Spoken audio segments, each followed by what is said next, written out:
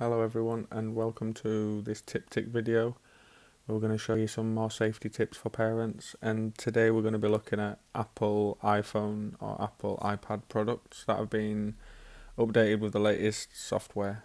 So we're going to go to settings and we're going to concentrate on this section here, screen time. So the first thing you want to do as a parent when you come to screen time is go down here and go to that bit there, use screen time passcode, and when you press that it will ask you to enter a 4-digit code. Make sure that code is not the same as the code that you use to unlock the phone. This code is just for you as the parent. Your child doesn't need to know this code because that will allow them to change the restrictions, which we don't want them to do. So you enter your code in, it will ask you to confirm it, and then once that's done, only you can then access these settings on that device. So we'll start up at the top here with this downtime menu. Schedule time away from the screen. So if you come here and you switch that on, it will then give you this start and end time. So if you set it for 7 p.m. and end at 9 a.m., that will then stop your child using the device between them times. You can allow certain apps to still be allowed during them times, which I will show you how to do that now.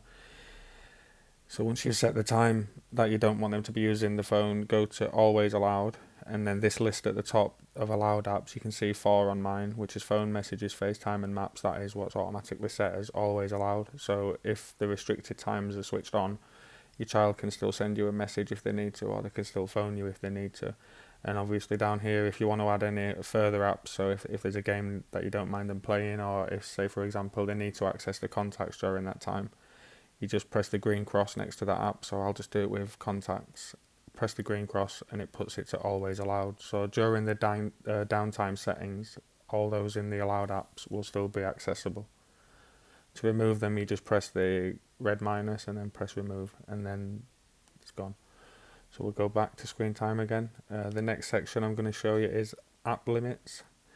If you add a limit, add limit, it will give you this list.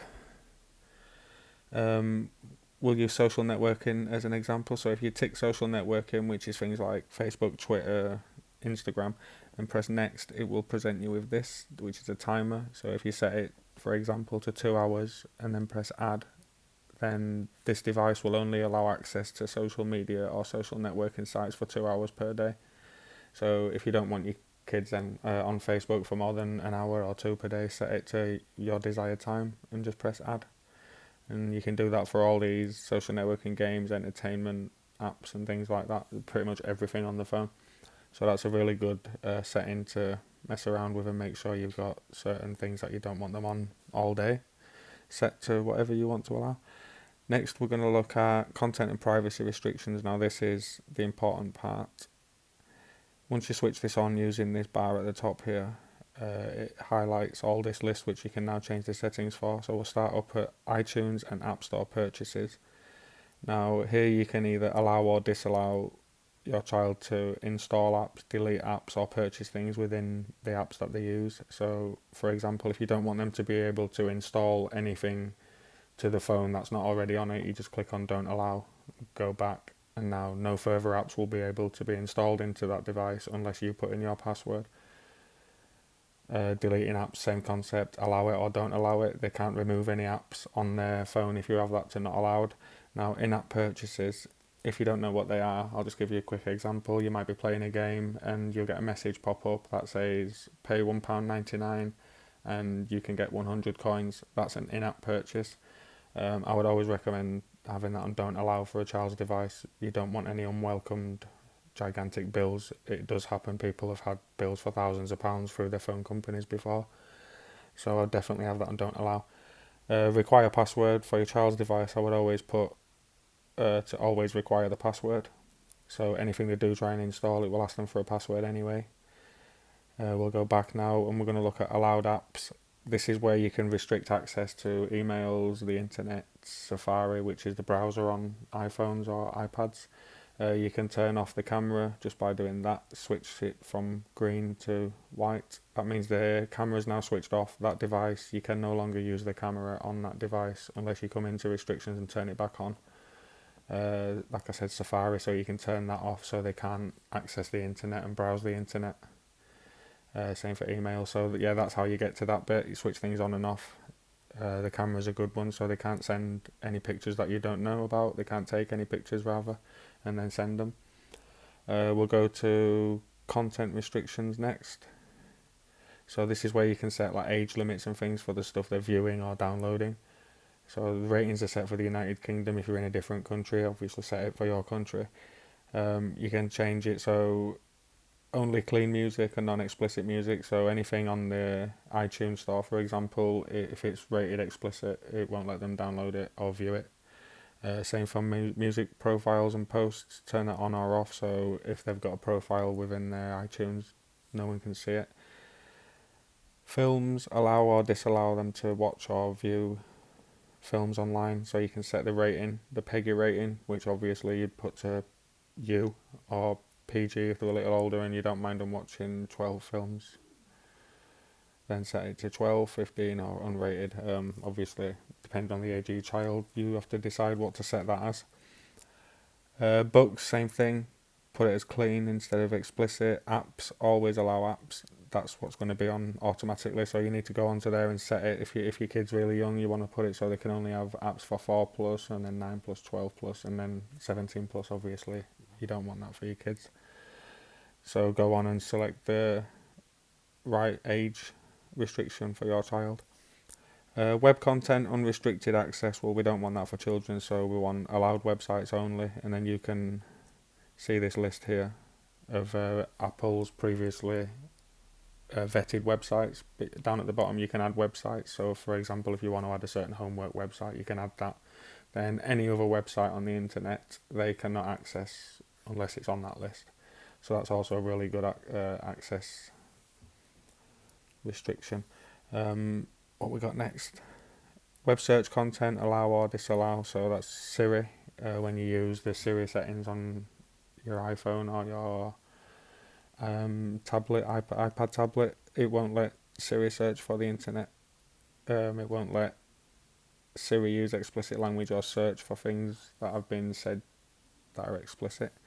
Game Center multiplayer games, you can disallow your child to play multiplayer games, which obviously online they can play, and most of the time there's a chat feature as well. So if you don't want your child to be able to access multiplayer online features, turn that off. Adding friends, allow or don't allow. Screen recording, I would say disallow that too, because it's another way they could store images or videos that you might not want them to have. Hopefully they won't be able to access them if you've gone through these settings properly, but I would have screen recording off too. So that's the content restrictions section. Now privacy, it is what it says on the tin. You go through it and you either allow or disallow. Location services is an important one. For your child, I would just simply switch that off. Doing that there, I've just shown you, this will turn off location for all apps on the device. For a child, that's the recommended thing. Or you can go through each app uniquely and turn location off for that app. Basically, location will show exactly what it says, where the phone is at the time that they're using that app. So you don't really want that to be allowed for a child's devices. The rest of it is the same. Do you want to allow access to contacts, calendars, reminders? You just go on and choose whether you want to allow it or not. Bluetooth sharing for kids, I would disallow that. If they want to share something or receive something from a friend, they can just ask you to type in the password to allow it. But Bluetooth sharing, I would disallow. You don't want people sending things to your kid that you're not there to see. The bottom section, allow changes, also quite important. You can prevent your child from changing passwords on this device. So the top one there, passcode change, if you click on that and then click don't allow, you can now no longer change the password on this device unless you've got the restrictions settings passcode that you entered at the start of this video. So obviously for your child, have that on don't allow, because you don't want them to change the password. If they do that and you don't know it, you can no longer check the device and make sure they're safe. Account changes will be the email address, phone number linked to your account, child's account. So don't allow changes to that either. Mobile data changes I wouldn't allow. Volume limit, obviously that's dependent on your child's needs.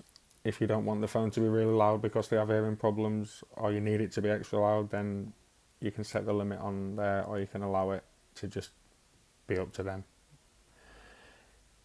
Do not disturb while driving. Well, I hope your kid's not driving, so that doesn't really, that's irrelevant. A TV provider and background app activities, you can choose whether to allow TV providers, so to connect to like Netflix or connect to, I don't know, BBC iPlayer sort of thing.